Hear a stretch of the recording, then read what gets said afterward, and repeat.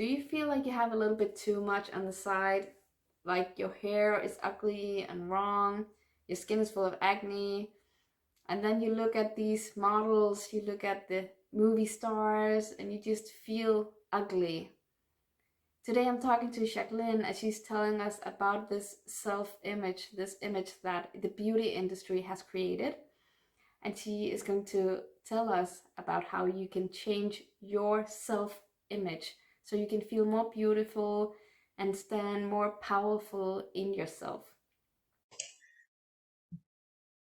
Right. Hello, everyone, and hello to Jacqueline, and welcome to you, and thank you for coming here today. And Thank you. Jacqueline is going to lead us or tell us a little bit more about this self-image that has become very popular at the moment. So, but tell us a little bit about who you are, what you're doing. Yeah, hi, and thank you so much for having me on the show. I'm super excited to be here. My name is Jacqueline Rodriguez, and I am a clean beauty business coach. And self-image, right? There's so much there, and it's always been there, right? We've always looked at other people to validate ourselves, like celebrities or who's popular. And self-image is such a big thing because when we have a good or a bad self-image of ourselves, it really does shape everything around us. And I think that it's such an important thing to realize, like, where do you get to go to create a healthy, loving self-image of yourself, regardless of what does, the celebrities, what do they deem beautiful? What does the beauty industry say, you have to be or need to be beautiful? And I think it's such a hot topic and so important for women to really stand in that power of loving themselves.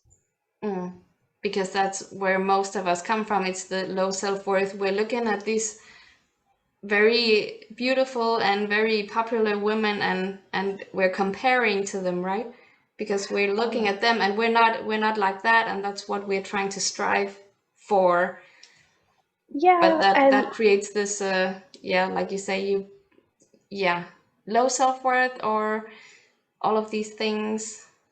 yeah, low self-worth. And it's honestly the comparison. We live in such a comparison type of world, and we compare everything. It's not just our looks, it's how big is our house, what does our car look? And we put this value on who we are when we're comparing. And typically, when we're comparing to others, the value is not high. We look at ourselves and go, well, I don't know. I don't really like my I don't like my cheeks. I don't like my eyes. My body's not where I want it to be. And then that trickles into literally everything that you do. So when you wake up with a bad self-image and you're beating yourself up and your stories, like in your mind, we have our thoughts, like our conscious thoughts, and then we have our subconscious thoughts. And when we are sitting there telling ourselves, I'm fat, I'm overweight, I'm not good enough, whatever it is that you're telling yourself, and you're repeating it over and over and over again. And that thought also is connected to an emotion, right? When you say, I don't feel good, I don't like myself, I'm not good enough, it's connected to a really bad, unworthy emotion. And with repetition over and over again, what happens in our brain, because it tries to keep us safe, is it actually will form an automated thought in your brain. And every single time that you have those repetitions and you have those automations, that becomes your belief, your truth to yourself, right? It's not actually truth, but it becomes your truth because you've set it into an automation. And that's such an important thing to know, because when we're talking about ourselves and it's negative and everything we think, we say, either to ourselves or out loud, has so much weight. Like it really means something. And it's not just a, you know, everybody tells you, you know, you got to talk nice to yourself, or, you know, be gentle with yourself. But it's not just to be gentle with yourself. It's actually saving you from automating these now beliefs about who you are that will affect when you go into a job interview. Your unworthiness automation will start kicking up, and it's going to shift everything that is in your world. So when you look at yourself and when you're looking and comparing to other people, really being gentle, but knowing what words you're using and learning how to shift them is huge, because it's just one of those things that we don't really understand how deep all of our thoughts go. And when we're looking at our image, we get to shift that. Okay, so could you tell us your story about, you know, where have you been? Why did you started working on this? Why, how did you end up like knowing about self-image, and where were you? Could you tell us about that? Yes, yes. So I have been in the beauty industry for 20 some years. And I got into the beauty industry because when I was growing up, I grew up with something called vitiligo. And for everybody who knows it, you know what I'm talking about. But for those of you who do not know what vitiligo is, it's a skin condition. It's an autoimmune disease that I literally will lose my pigment. I have lost most of my pigment. So when you see my skin, this is actually vitiligo. There's no pigment whatsoever because of this disease. So growing up, I had crazy self-image thoughts because I'm growing up with so many other people around me, and I had spots. Like I lost my pigment, and you've seen it on others, like you lose your pigment in spots. So I had spots of my regular pigment, which was darker. My father's from Uruguay, my mother's American. We all tan very beautifully. And I had my regular skin and then spots of white. So my self-image as I was growing up, it was on a balance pole. I mean, it really was. Like I had such beautiful support with my family. But then when I'm looking at the celebrities and I'm looking at my friends and the girls who are getting asked out, and you know, just being a teenage girl in general is hard. And you add something on like that, Yeah. that shaped who I was. And thank goodness for my family who loved me and who didn't treat me differently, and who instilled those values of I'm beautiful too. I may be different. I don't look like the celebrities. I don't. And I'm still beautiful. So being able to take that, and I mean, I had my moments, but taking that self-image and learning that I love me for me. No matter what this looks like comparatively, I know that this is, I'm beautiful. I am beautiful, and I don't have to compare, because we all get to be individuals. And what a beautiful world it is to be individual, right? Yeah, nobody's the same. We're all unique and we're all beautiful in our own way. Yeah. Especially, yeah. And the thing with comparison is when you're looking at these stars and everything, okay, first off, most of what you see is not real. The stars don't even look like what you see. On movies, they have, what's that called? Where digital imaging, like they can fix, retouching or yes, something like that. the filters. The phones, it's filters, and the makeup. But I can't they have makeup on as well, don't they? Yeah. A lot of makeup. A lot of makeup, and makeup can literally change your entire look.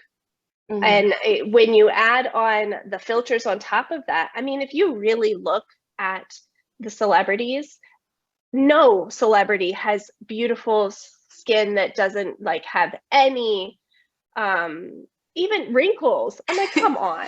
Yeah. Like, this is so unrealistic. Yeah. And then when you're looking at their bodies, okay, one, you don't know what they did to get to that point. Yeah. You have no idea the struggle that they have been through to stay thin, or, I mean, the emotional turmoil that also must play in their lives, because if they don't stay that way, then they can lose their job. Mm. So I've always also thought heard about actors who had to get to a certain, you know, weight to get a part, or you really have to yeah, go through a lot of things. But yeah, and if you look at it, like, if that was your job and you had the money, because they make bukus of money. I mean, let's face it, they have the money, so they can have a personal trainer, they can have a private chef, they're working out hours in a day. So you too could look like that if you worked out hours in a day, ate super clean, don't drink alcohol, don't, you know, stay up late. Like, there's so many different things, right? So when you get into comparison mode, it's so vital to remember that you don't know what they had to go through to get there. It's not just easy. I know it looks super easy for them just to be beautiful and everything, but even the makeup, you're sitting in a makeup chair, hair and makeup for hours. If you want to look like them, then go spend hours getting your hair and makeup done, spend hours in the gym every day, eat super clean. Like, so you see how it all adds up? And if that's important to you, then you get to shift things in your life, right? It's possible. And for me, it's not that important. Like, I work out to stay healthy, but I don't want to spend 2 or 3 hours in the gym a day. Exactly. Just so And I it shouldn't can be look. exaggerated as well, because like you say, it's possible to get there, but the question is, why do you want to get there then? Because that's a completely different thing, and that's what we should work on, right? Yeah. Well, and that's the thing, is that's why I say you don't know what they've gone through. Like, comparing it's not even worth it, because everybody's journey is so different. And a lot of the people's journeys, I would never want to go through that. Like, I would not want to have that stress and turmoil in my life. So I wouldn't want to compare like their end results with their journey. I don't want their journey. Yeah, maybe I want the end result, but is it worth it? Exactly. Yeah. And that's maybe why most people kind of lose it when they're going on a diet. After a few weeks, then you kind of lose motivation, and then you stop. And training also, you do that in a few weeks, and then you kind of, yeah, lose interest or whatever. But it's really hard to Yeah, keep it, right? it is. It's unattainable. And unless you have, and you've seen all the celebrities too that yo-yo. I mean, they work out for a certain amount of time, they get the role, they finish the role, and then they go back and they're like, oh, I'm done. Yeah. And they gain all this weight. And that's unhealthy too. This yo-yoing that they are going through. And so many of us are going through, because we feel like we have to. We have to be on a diet. We've got to look really good. What if we just said, I get to be happy. I get to bring joy in my day every day. What if that looked like being healthy, going on a walk, hopping on, I'm staring at my Peloton over here, like hopping on the Peloton, but not to hit a goal or to look like a celebrity, but to bring joy into my life, because I want to be healthy for my kids. I want to be healthy for, because I want to live a long time. Like, there's such a different way of looking at that. And it's that whole thought process, right? When we're beating ourselves up and we're automating all those negative thoughts that are going to keep us stuck, we get a chance to take that thought and shift it. So instead of, oh, I wish I looked like that. I really want to be thin, which half of them don't, like I said, they don't even look like that. They're not really that size.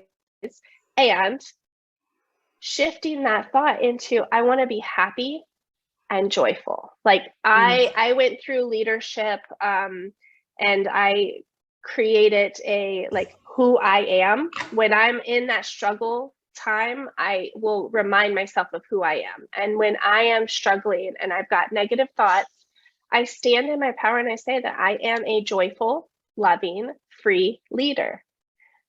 When I am a joyful, loving, free leader, I am not in comparison. I'm not thinking the negative thoughts. My self-image is positive, loving, and free. So when we get into a whole new mindset around that and start to learn to shift the thoughts, then the self-image and the stress of being somebody who we can't be because you can't be anybody else, all of a sudden starts to fade away, and you allow yourself freedom and you allow yourself joy to just live a happy life for yourself. No matter what you look like, what you are doing, you get to shift your reality literally from just a thought. So now if there's some girls out there sitting here and thinking, but that's easy for you to say because you look so good and you got the hair and you got the confidence or whatever, but I don't. I look like maybe I got too much weight on and my hair looks like yeah, maybe it's not even there. Like then what? Then what? Love yourself. You That's the thing is I'm in the beauty industry. I don't do a lot of makeup. Yes, I have my hair because I love my hair. It's the thing that I love about me. So I focus on one thing. And remember, I grew up with vitiligo. I had literal spots all over me, and I still had to love me. And the thing too is when you're unhappy, like if you're truly unhappy with what you see, how you feel, make strides to change it, but keep in mind to change it for a very, like, what is the reasoning? Like, why do you want to change? Is it because you're comparing yourself, or is it because you love yourself and you want to stay healthy? Remember what I said about like, I love me and I want to be healthy. Like, I want to live a long life. I am not going to live a long life if I don't work out, whether that's just walking or whatever.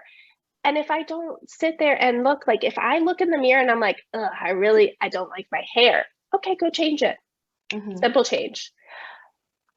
But the biggest thing is you don't get to be in self-doubt. You don't get to sit there and tell yourself all these negative things. You take committed action to change one or two things with a good reason as to why you want to change them. Not to look like somebody else, but how is it going to make you feel? And then you find support, find somebody to help you, find a hairdresser to fix your hair, find somebody to help you get healthy, a nutritionist, friends. Like there are so many resources out there. Yeah, it's easier when you have someone who want to go with you and say, "Hey, we're going to the gym today. Let's do this." Yeah, there's always a solution. And if you are unhappy, just my main advice would be find out why. Like, why are you unhappy? Because, this goes way deeper in a whole nother talk, but if you're unhappy, most of the time, like if you're unhappy because you're overweight or you don't like your weight, right? Most of the time, there's something underneath of that. It is not just because of the weight, like something triggered that. So self-healing and going to get support is so important, because when you pull back those layers, there's so many things under there that can support you to figure out your why and to get healthy and to do it in a very loving, caring way versus the comparison and doing it because we have to in the society. We're not good enough. You're not. Yeah. You don't look Yeah. good enough. You're not perfect. Yeah. I say this thing, probably someone else has done it too, that change what you can't accept and accept what you can't change. Yep. Because Yeah. there are certain things, like you say, the hair, we can change that. We can run into shape. We can do a lot of things about ourselves, but there are just some things like our body type, and there's certain things that we can't change, and those we just Yeah. have to accept. Like you say, and we have to Yeah. love ourselves for those. Yeah. I am never going to be tall with tall, long legs. It's just not going to happen. So I'm 5'2", and I have very short legs. Like, I have a longer torso. You can't see me right now, but Yeah. I'm never going to have those long, beautiful legs that I've always wanted, right? And the thing is I have accepted my body. My legs are so strong and powerful. So I shift it, right? Okay, I don't have long, beautiful legs. My daughter, oh my God, she's got the longest, beautiful legs. Like, it's amazing. And I look at that and I'm like, okay, so if I can't have that, like, what do I love about what I can do? Who am I?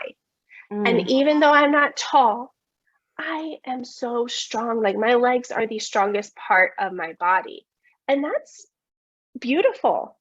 And strength is beauty. So shifting the way you look at it. And, you know, I love what you said, and I've heard that before too, but I forget, it's change what you can, accept what you can't. Is that what you said? Yeah, something like that. Or something like that. Yeah. Yeah. So, and love, not only accept, but find a way to shift it that you can love that part of you. Yeah, I actually did I don't know if it's an exercise, but I was standing in the mirror and I was saying to myself in the mirror, like, and to my body, like, oh, I love my long hair, I love my small toes, and I love my well, yeah, well, without using you know, bad words, you know, fat thighs, and instead saying, Yeah. oh, I love my powerful legs, or whatever you want to call it. But every part of myself, I really told myself, oh, I love my short nails, because that's one of my things. I bite my nails, and that's the worst habit ever. But I do that, and then it's just okay. But I love the nails that I have, and at least I don't get down to where it start hurting and things like that. So just embrace and love your body in every way that it is now, and like you say, still do those things that you want to do, like eat more healthy, exercise a little bit more. So change them little by little, but Yeah. still love and accept everything that you do have. Yeah. And once you figure out the why, like wanting to live long and healthy, then when I go to work out and maybe I don't want to, it's the thing that fuels me, because I remember, like, this is not only because I'm working out, it's because it's going to get me to the end result that means more to me than, I don't care if I look like another celebrity. Like, it is what it is. The other thing too is, when you're looking for support, there are so many things out there. Meditation, the chat, like you said, you were looking in the mirror. I have actually put my students on stretches of looking in the mirror and telling themselves, like, 5 times, 10 times, I love you. I love you. Like, look, and you feel like a fool. With meaning, because yeah, you Yes, can say it with and just meaning. Yeah, but literally looking at into your own eyes. And there's something called salbona. It's an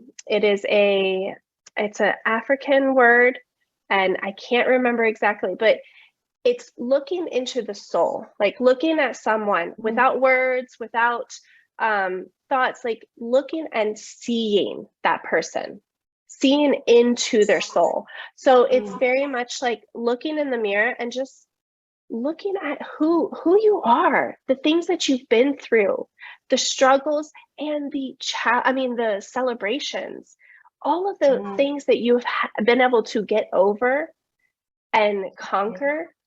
Look at those things, because that is so worthy.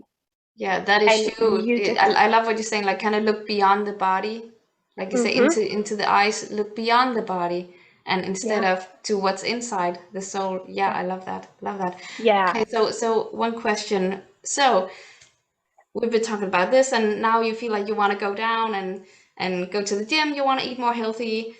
So what do you do those days where you just don't have the energy, or you've had a bad day and you just can't?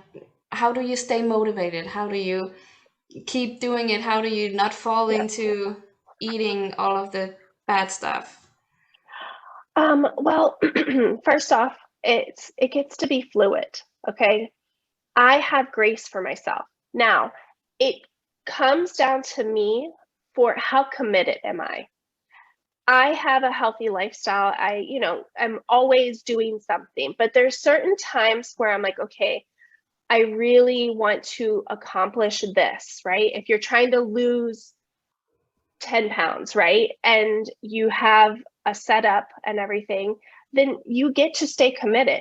There's been plenty of times I did something for 75 days. I got to work out every single day. There were so many days I did not want to work out. I didn't do crazy workout, like kill myself type of thing, but I wanted to stay committed. I got to show myself that Consistent. consistent Mm. and committed. So even on the days that I really didn't want to, it might have been like 11 or 12 o'clock at night, and I still got it done. And what kept me going was I knew the end result. And it was something more than just losing 10 pounds. It meant something more to me. So that why behind everything that you're doing is going to be the thing to keep you committed. Mm-hmm. So when you don't want to get on the bike and you think about it and you're like, okay, but I'm committed. And sometimes you just have to suck it up and do it, right? Because Mm-hmm. that's being committed without, if you let your feelings and emotions get into it, then I mean, we can make excuses for everything, right? Oh yeah. Oh yeah. So, so staying committed, creating a big enough why to keep you motivated, and then doing it even when you don't feel like doing it. Mm. Now, that also being said, sometimes out of that 75 days, sometimes there were days where I was really exhausted and my body, I listened to my body. So instead of doing something crazy like hopping on the Peloton for 45 minutes, Mm-hmm. I would literally do restorative yoga where I'm stretching. I'm still moving my body. I'm still hitting my goals. And I'm giving myself grace because I don't want to push myself so hard where one, I give up, or two, I hurt myself. So it's this beautiful balance of finding grace for yourself and staying committed even when you don't feel like it. Mm-hmm. I think one of the things that really helped me was when first getting into the habit was not thinking too much. You know, when I get up in the morning, the first thing I do is to put on my yoga clothes or my gym workout clothes, whatever it is. That's the Mm-hmm. first thing I do, and maybe I don't feel like doing anything, but I just put it on. So first step, maybe just put it beside the bed or whenever, so you kind of have it ready. So don't think about it, just do it. And Yeah. again, because like you say, then your thoughts start coming and oh, but I maybe I have this thing later and I where I also have to work out, or maybe I'm really tired because yesterday I was up late and all of those things. So not thinking about it, not getting into the thoughts and just do it, that really helped me. Like just as soon as those thoughts come up, well, I could just do it later or anything. I just stopped at the And did it. spot, you know, and then just said, nope, I'm gonna do something. And like you said, if I was tired, then I would just do 15 minutes something or something a little bit more easy. And when I have a lot of energy, I would do 1 hour, yeah, Mm. really hard workout. So kind of adjusting to my needs, but just keeping that going. Maybe that will work for some people. I don't know. Yeah. Yeah, for sure. Well, Mel Robbins, do you know Mel Robbins? Yeah, yeah, Yeah, she's got the 5-second rule. She said, look, you exactly. count down 5, 4, 3, 2, 1, and you do it. You don't Yeah, think about it, you just do it. exactly. That's exactly what you're thinking, right? Because again, our thoughts, those automated thoughts that you have will sabotage you because Mhm. you set those into motion and those become your beliefs. So they'll sabotage you in one way because they're trying to keep you safe. Because trying to keep you safe keeps you in that comfort zone. You're comfortable where you are right now.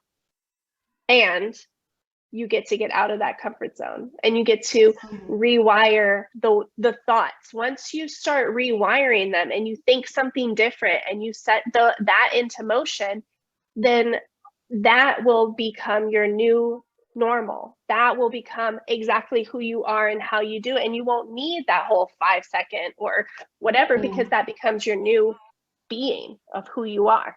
Yeah. And like we also talked about starting small and yeah, get that into, make it a habit, because then at least I feel, and I've also heard that before, that when you make it a habit, then your body will crave it. So when you get up in the morning, if you're used to getting up and doing something, your body will tell you, hey, I need to do something. Let's do something, and you will need it. Yeah. Well, it's the same thing like when you first wake up, like my routine, I have to go brush my teeth first. Like this, there's certain ways everything happens. So, and if I don't feel normal, right? If I have to like run downstairs and grab the kids or take the dogs, I don't feel normal. So then it's like you get out of your routine. Exactly. Oh yeah. So attach it. That's the other thing, is attach a new habit to a already set routine.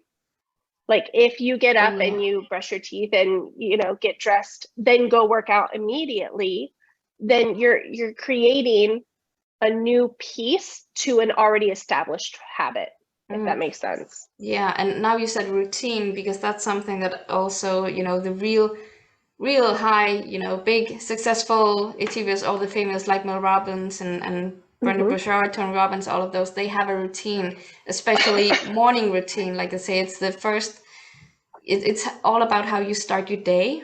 And when you start your day with in the right way, it's gonna layer out the rest of the day, how that's gonna go. So do something that is, I think there is it, I don't remember exactly how much, but it's different what they say, but reading or journaling in some way, then exercising, meditating, and there's probably a few others, but again, it's what you feel like works for you, but get some kind of routine done.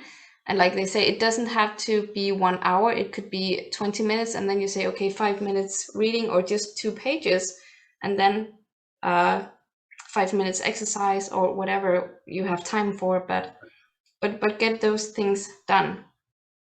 Yeah.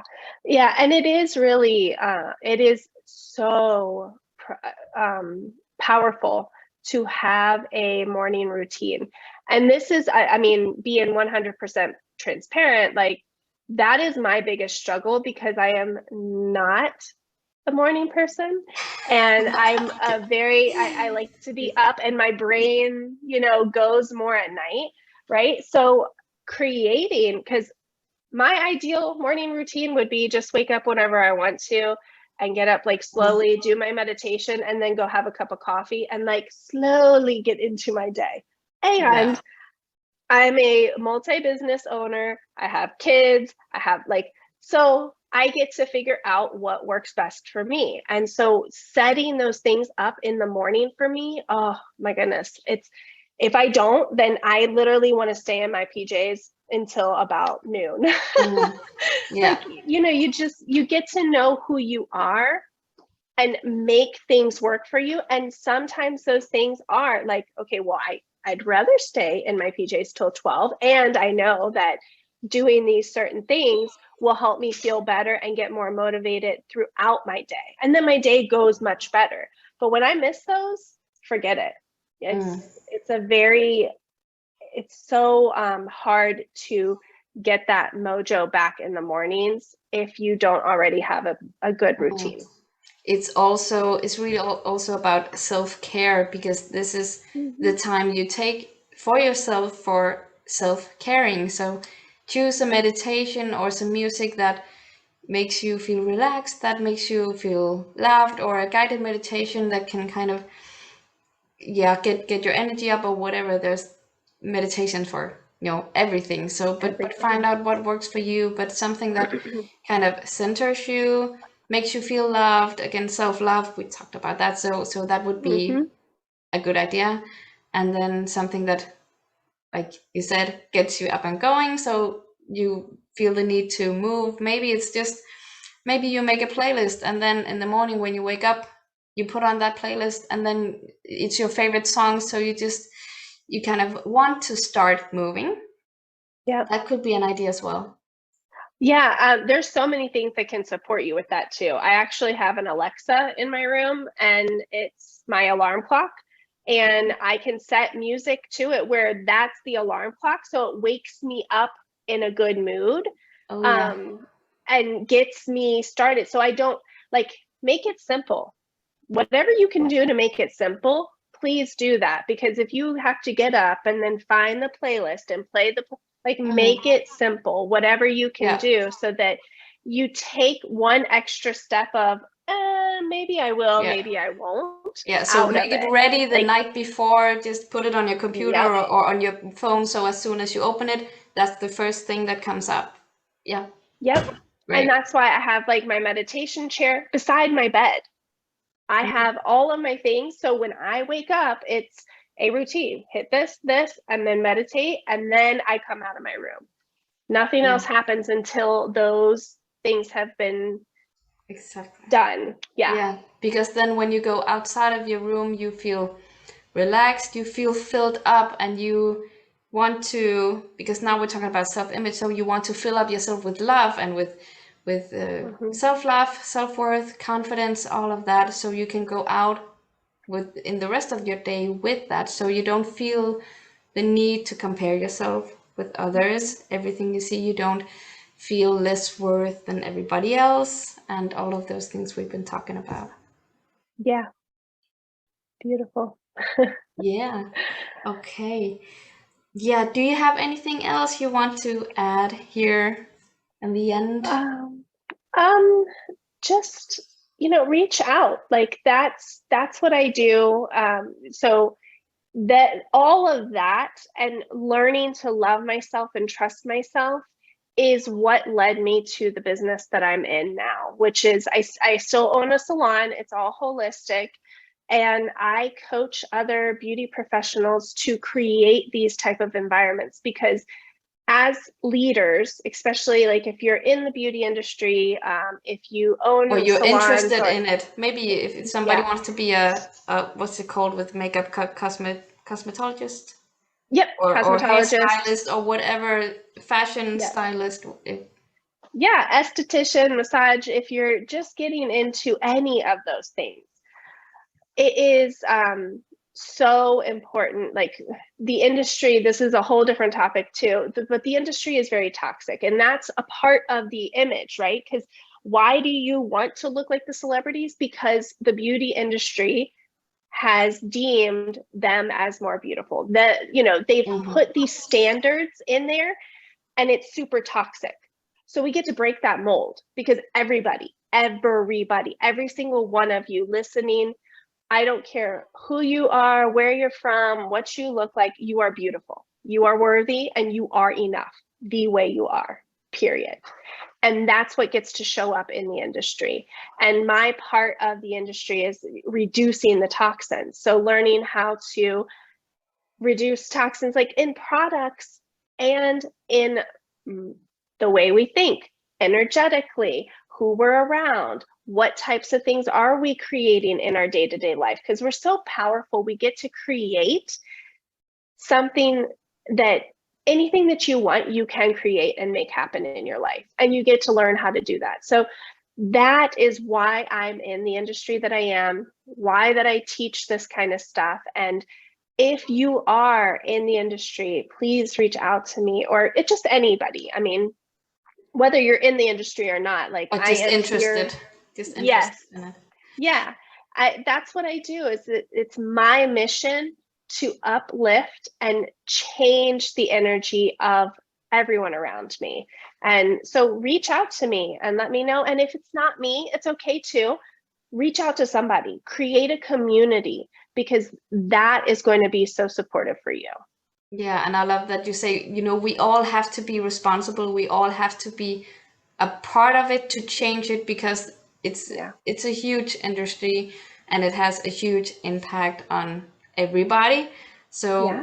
we have to all be responsible of, our own little thing bubble, but we also have to be responsible for everybody else's, which is also about understanding other people and accepting them as they are, but you can't do that unless you have done it to yourself first.